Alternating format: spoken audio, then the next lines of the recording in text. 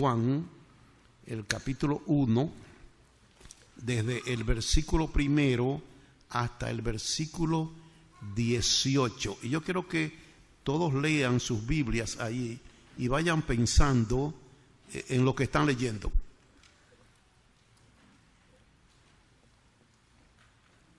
En el principio era el Verbo, y el Verbo era con Dios, y el Verbo era Dios. Este era en el principio con Dios. Todas las cosas por Él fueron hechas, y sin Él nada de lo que ha sido hecho fue hecho.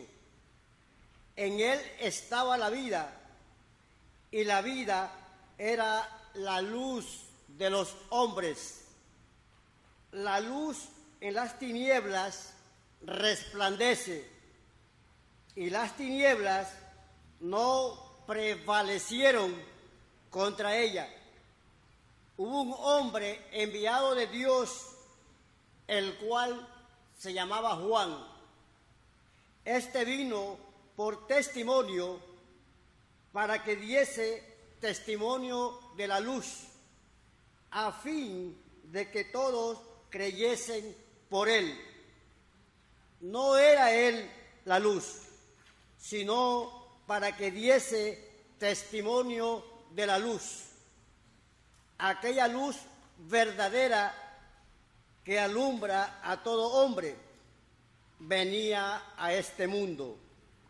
En el mundo estaba, y el mundo por él fue hecho, pero el mundo no le conoció. A lo suyo vino, y a los suyos no le recibieron.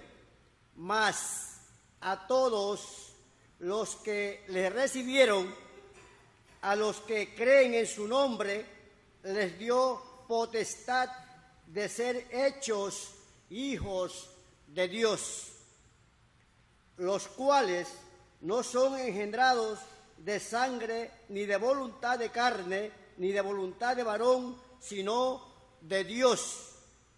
Aquel Verbo fue hecho carne y habitó entre nosotros, y vimos su gloria, gloria como del unigénito del Padre, lleno de gracia y de verdad.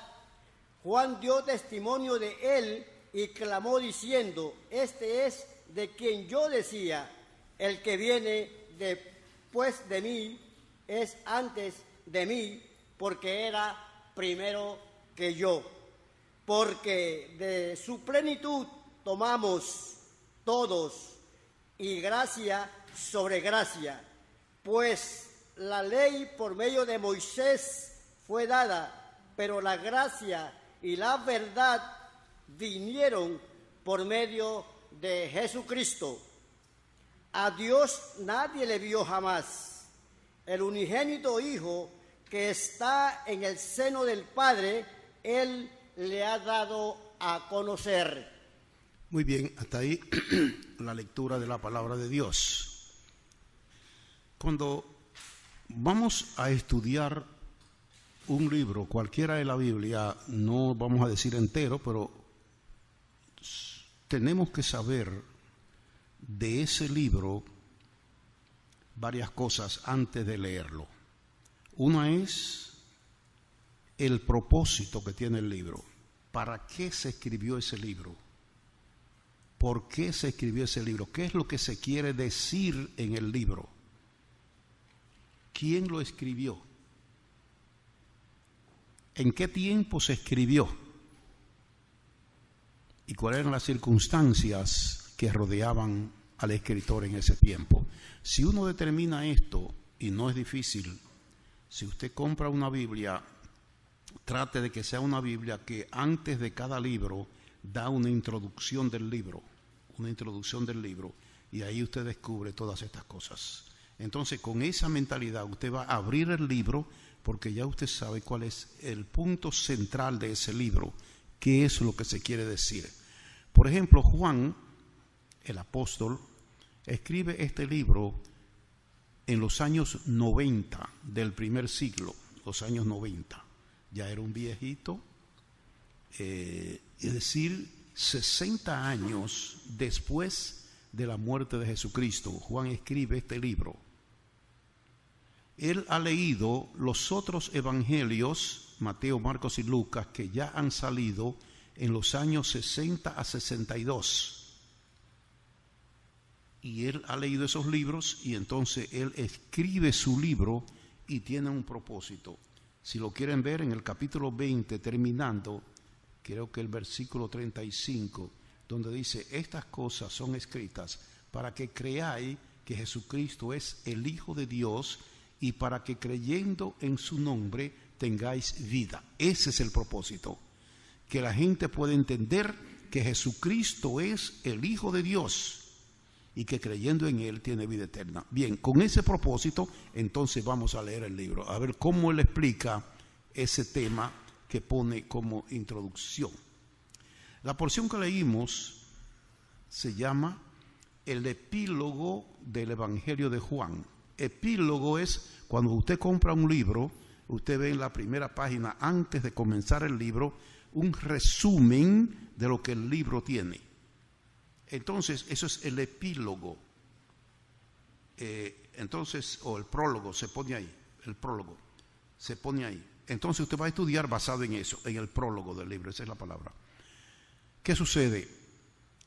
Esta parte constituye ese prólogo del libro. Lo que dice ahí es lo que vamos a encontrar en todo el libro. Ahora bien, mire el primer versículo como dice: en el principio era el verbo, y el verbo era con Dios, y el verbo era Dios. Pero traduciendo correctamente en el original, la última frase es: y Dios era el verbo. ¿Por qué? La poesía griega, cuando termina la primera línea con una palabra, esa misma palabra debe comenzar la segunda línea. En el principio era el verbo, ahí termina, la segunda línea, y el verbo era con Dios. Y entonces la tercera línea tiene que decir: y Dios era el verbo. Ese es el orden poético de la poesía griega. Ahí tenemos lo que nos dice de el Señor Jesucristo y de Dios. En el principio, Juan está hablando ahí. Por ejemplo, Mateo menciona el nacimiento de Jesucristo cuando le habla a José, cuando el ángel le habla a José. Lucas, cuando el ángel le habla a María. Marcos no lo menciona porque el propósito del Evangelio de Marcos es no el de presentar al Señor Jesucristo, sino hablar del Señor Jesucristo como el siervo. Y de un siervo no se escribe nada de su nacimiento. Juan lee esos evangelios y ahora él quiere decir quién es el que Mateo y Lucas dicen que nació en el pesebre. ¿Quién es ese? Y entonces él comienza con esta elevación espiritual, yéndose antes del principio de la creación. Y dice aquí: en el principio era el verbo. Nótese, era significa ya existía. Cuando se crearon todas las cosas, ya el Señor Jesucristo existía. Eso se llama su preexistencia. Preexistencia. Él existía antes de todo lo creado. Y dice que en la segunda línea que el verbo estaba con Dios. Aquí habla de compañerismo. El verbo era con Dios o estaba con Dios. Habla de compañerismo, el Padre y el Hijo. Está enfocándolo desde el punto de vista de la Trinidad. Ahora, cuando uno llega a ese punto ahí, compañerismo, el Señor Cristo ya existía. Y en San Juan capítulo 17, el versículo 24, dice él que él quiere que lo que Dios le ha dado estén con él para que vean su gloria. Dice: y que me has amado desde antes del principio de los siglos. antes de que se comenzara a contar el tiempo, Dios amaba a Jesucristo, es decir, que Él permanente ha estado con Dios. Y ahí tenemos al Señor Jesucristo ahora acompañando a Dios. Yo oí una exposición de Francisco La Cueva que dice que en el original la idea es que estaban sentados uno frente al otro, mirándose las caras y transmitiéndose los efectos de la deidad de los dos, uno con el otro, que están allí los dos. Ahora, la poesía termina diciendo, y Dios era el verbo. Ahí lo junta los dos como una sola cosa. Los dos. Primero estaba con Dios, era Dios, o sea, estaba con Dios, era y ahora es Dios. La Trinidad y luego la esencia de Dios. Ahora bien, una pregunta que me surgió ahí. ¿Ven ustedes en ese versículo la Trinidad? Mírelo. En esas 3 líneas, ¿ven la Trinidad? Sí. ¿En qué? Porque en el hebreo dice allá. La conjugación del verbo ser, Dios lo jugó a los 3, pero en el principio, antes de la creación, en el hebreo dice allá. Allá junto a las 3 deidades de la persona que uno solo. Tú lo miras, esa es una opinión, míralo de esta manera. El Padre, el Hijo.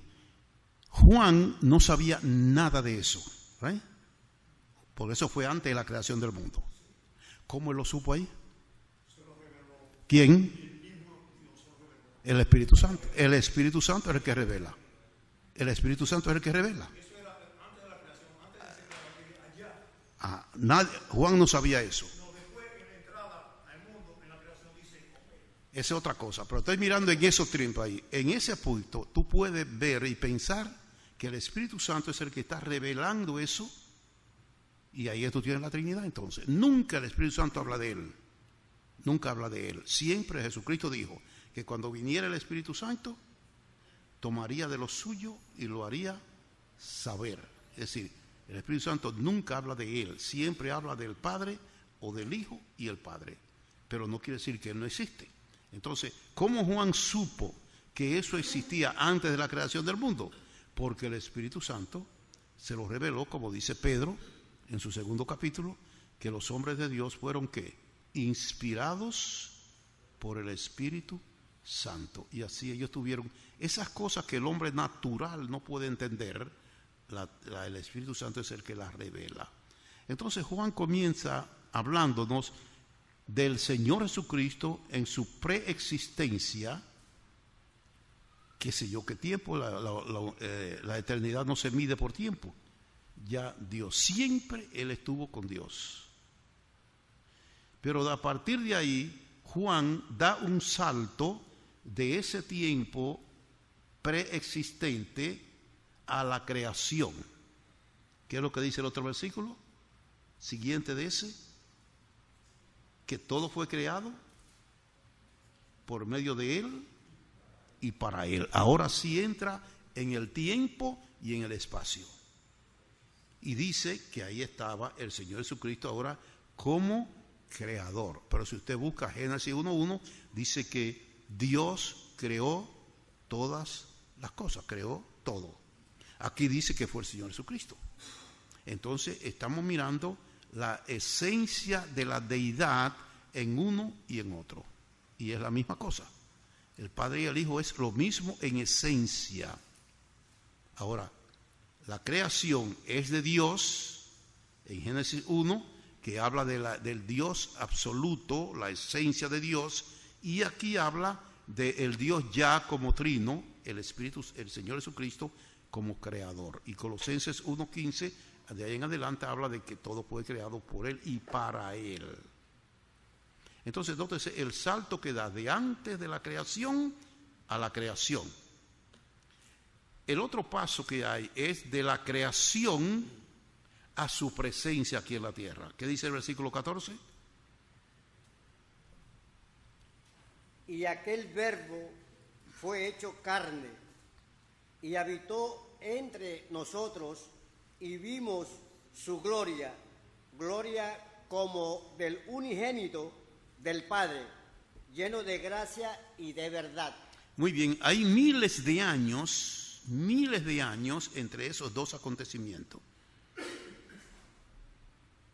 Y el Señor Jesucristo ahora aparece en el mundo. Y aparece a semejanza de hombre.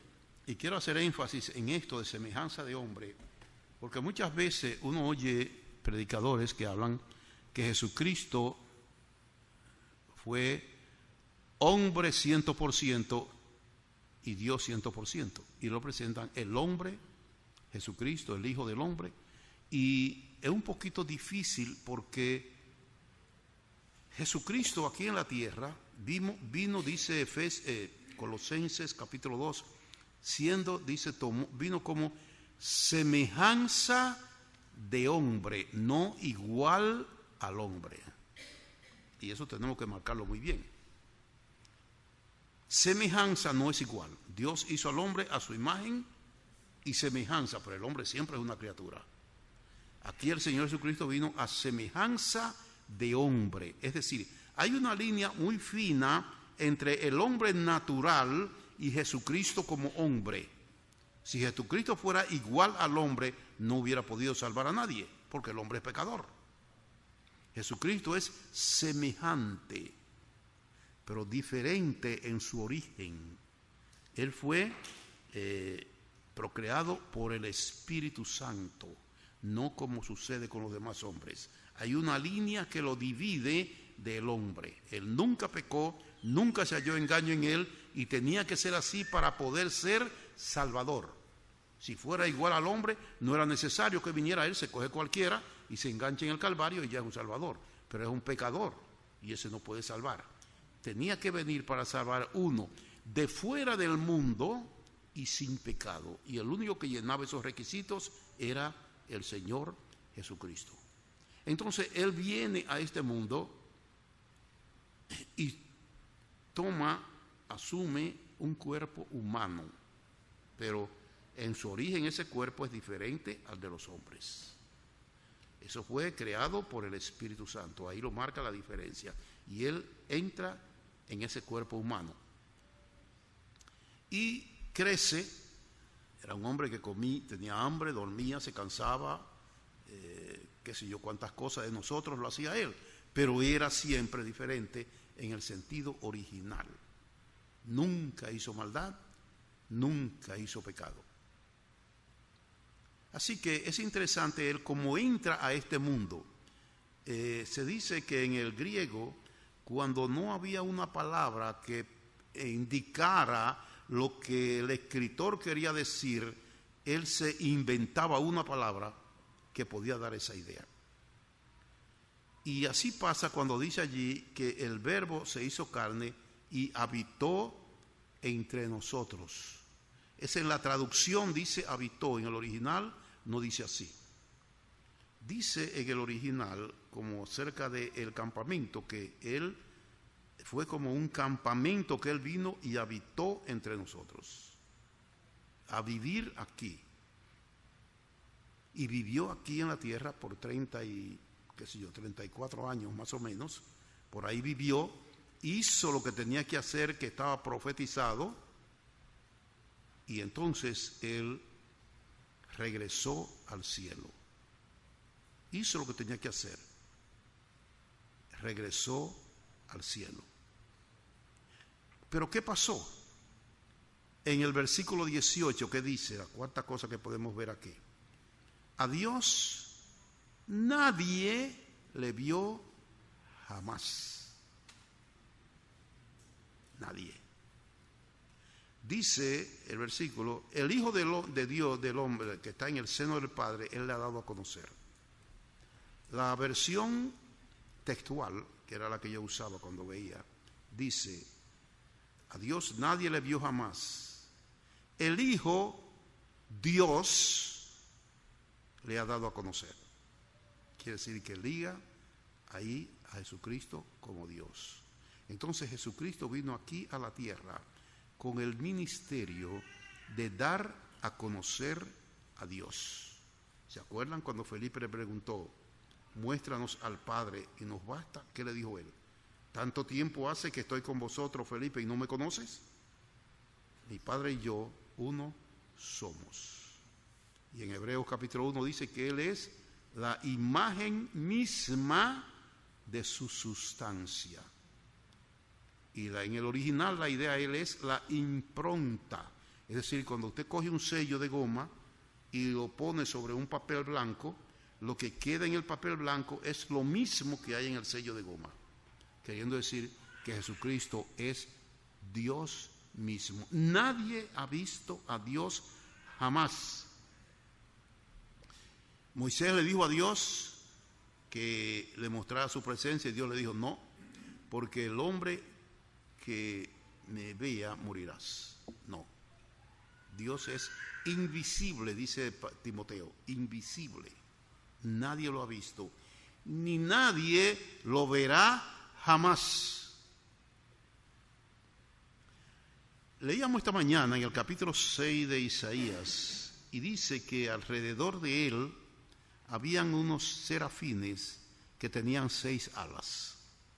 Con 2 cubrían sus rostros, con 2 cubrían sus pies y con 2 volaban.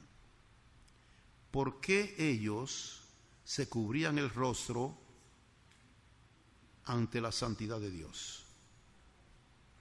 Ellos, los serafines, no pueden ver a Dios. No pueden ver a Dios.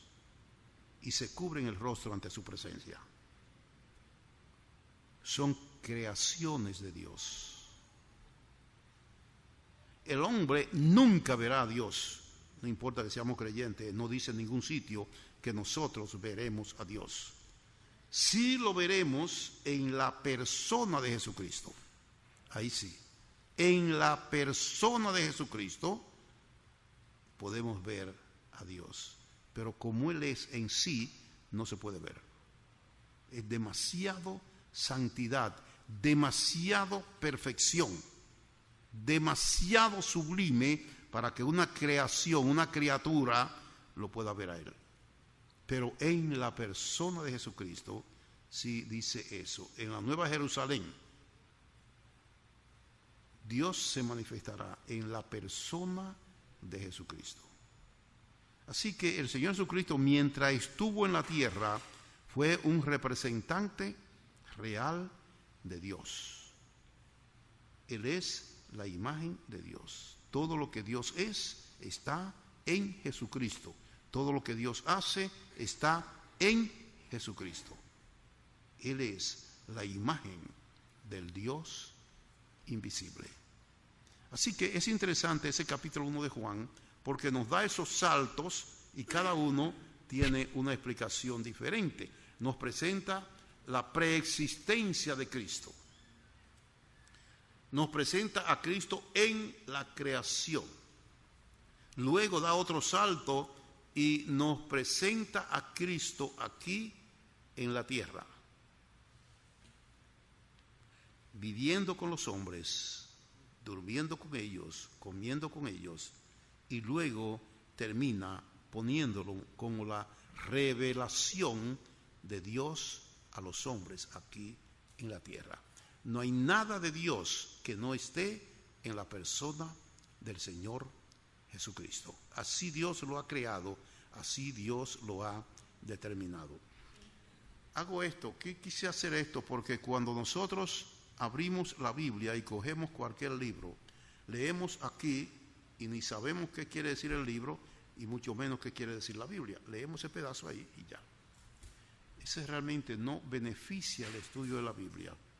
Tenemos que tomar los libros en su contexto histórico, en su propósito, para qué Juan escribió ese libro y entonces leerlo con ese concepto. Si usted coge un libro, por ejemplo, de medicina, y le está diciendo allí el problema de la diabetes, ya usted sabe de qué dice el libro y usted va a leer sobre diabetes. Si usted coge un libro que le habla de dieta, usted sabe que le va a hablar de dietas. Pero si usted coge ese libro de dieta y saca una página de aquí y la lee, y luego saca del final otra página y la lee, y luego del medio otra, usted no está haciendo nada, no está entendiendo el tema del libro. Tiene que leerlo entero y entonces usted sabe que está leyendo de dieta y que va a saber al final. Y todos los libros son así, los que escriben los hombres son así y los de la Biblia son así. Cada libro tiene un propósito definido y tenemos que aprender leyendo ese propósito. Yo me sorprendo mucho ahora con el programa de radio, que oigo tantos pastores hablando cosas de la Biblia que no lo dice la Biblia, que no lo dice. Ellos se lo han inventado y lo ponen ahí. Y es triste ver cómo se juega con la Biblia, no es que se estudia, sino que se sacan pedacitos aquí, allá y allá, y se creen que están dando un gran mensaje. Y uno dice, pero es que lo que ellos leyeron no es lo que ellos están diciendo, porque se utiliza mucho la alegoría al interpretar la Biblia. La alegoría es buena si se tiene el cuidado necesario, pero es cuando usted la coge así descuidadamente, comete demasiados errores, porque no entiende lo que están leyendo. Me estaba recordando aquel caso cuando el eunuco etíope, ¿se acuerdan? Aquel señor que venía de Jerusalén, de adorar en Jerusalén, y venía leyendo el libro de Isaías en el capítulo 53. Él venía leyendo, era un hombre inteligente, era el administrador de la reina de Candaces, de la riqueza de ella, era un administrador, es decir, que era un hombre preparado, y viene leyendo el libro de Isaías, y especialmente en el capítulo 53, y Felipe le pregunta, ¿entiende lo que lees? Buena pregunta, ¿verdad? ¿Entendemos nosotros lo que leemos de la Biblia? ¿O creemos que lo entendemos? Él fue sincero y le dijo a Felipe, bueno, si alguien no me explica, yo no sé qué es lo que esto dice. Pero no era que él no sabía, era que en el trasfondo histórico de donde él venía, de Jerusalén, habían tantas explicaciones de Isaías 53 que él no sabía cuál era la real. Felipe sí sabía, Felipe el evangelista, pues ya conocía todo eso, y entonces vino y le explicó lo que él no entendía. Es decir, un lector que no entiende lo que lee. Entonces aparece un lector que entendía y se le explicó, y tan claro que el hombre dijo, no, pues yo me bautizo de una vez. Entonces es necesario que aprendamos eso. Leer sin entender no lleva a nadie a ningún sitio. Y otros leen y no tienen cuidado de la lectura. Mire esto interesante. La Biblia tiene dentro de sus escritos una cantidad de figuras gramaticales. Me atrevo a decir con toda seguridad, yo tengo el libro de 207 figuras gramaticales de la Biblia. Y para entender muchas cosas hay que tener en cuenta esas figuras gramaticales. Que a veces usted lee una cosa y dice, yo lo entiendo aquí. No lo he entendido. Porque hay que ver ahora qué hay detrás de eso que usted leyó. ¿Qué figura hay ahí? ¿Qué figura gramatical hay en esa palabra que usted usó? Y entonces cuando usted la descubre, sí va a entender qué es lo que quiere decir. Porque detrás de esa figura está la cultura de aquel tiempo, la gramática de aquel tiempo y lo que el escritor quería decir. Digo esto, hermanos, no para nada, sino podemos aprender. No nos encerremos de que así dice aquí y así dice aquí y se acabó. Eso no es sabio. Usted puede saber toda la Biblia. Como le dije, cuando fui a la conferencia ahora en Carolina, había un hermano y él lee literalmente lo que él cree. Si aquí dice una puerta, él dice una puerta. Él no le busca un significado a la palabra puerta, sino que es una puerta de esas que se enganchan, de esas. Y no se puede entender así, son sentidos figurados. Pero ahí está el asunto, cuando se rechaza la gramática. Pero si entendemos y buscamos esto, sí vamos a entender lo que dice la palabra de Dios. Sí vamos a entender lo que dice la palabra de Dios. Es un libro soberano, santo, especial, en el cual encontramos la voluntad de Dios para nosotros, que eso es lo importante. Vivir conociendo lo que le agrada a Dios y lo que le desagrada a Dios, las dos cosas, y tratar de buscar el área buena de esto. Bueno, hermanos, le dejo por aquí, quizás sea otro día, yo no sé cuándo volveré. Yo sé que hay hermanos que se están cansando ya. Me dice uno, ¿y eres tú que hablar? Sí, y tú no eres el único, ¿por qué no ponen otro? Dice otro, no van a poner a civil ahora. Bueno, que pongan a quien sea, no me interesa. Pero pasa eso, a veces son pesadas las enseñanzas, pero pueden ayudarnos a conocer más de lo que conocemos de la Biblia, que eso es lo importante. Lo que sabemos no es todo lo que dice la Biblia, no es todo lo que sabemos. Eso es lo que nosotros creemos que sabemos de la Biblia. Y necesitamos estudiarla para entender lo que realmente ella dice en sí mismo. Bien, si hay algún amigo que nos visita esta mañana, le damos las gracias por haber venido y esperamos que tome conciencia de esto. La Biblia es el mensaje que revela la palabra, la voluntad de Dios, para usted. ¿Sabía eso? Que la Biblia revela la voluntad de Dios para usted. Así lo dice. La voluntad de Dios es que ninguna persona se pierda, sino que todos procedan al arrepentimiento. Esa es la voluntad de Dios para usted. Tan clarita así la dice Dios. Su voluntad es que nadie vaya al infierno, sino que todos se arrepientan y eviten esa experiencia.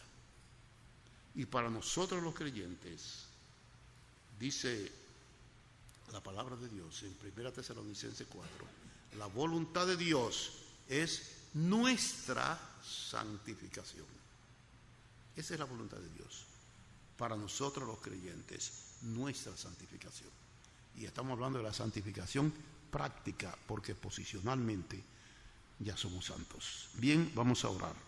Gracias por tu palabra, por lo que podemos encontrar en ella, que nos enseña verdades profundas de la Biblia. Verdades que los hombres no conocían, pero que el Espíritu Santo reveló a estos hombres que Él escogió para que escribieran estas verdades. Te bendecimos, Señor, porque tú nos permites la bendición de abrir la Biblia y descubrir lo que tú quieres decirnos a través de ella. Te bendecimos en el nombre de Jesucristo y te damos las gracias. Amén.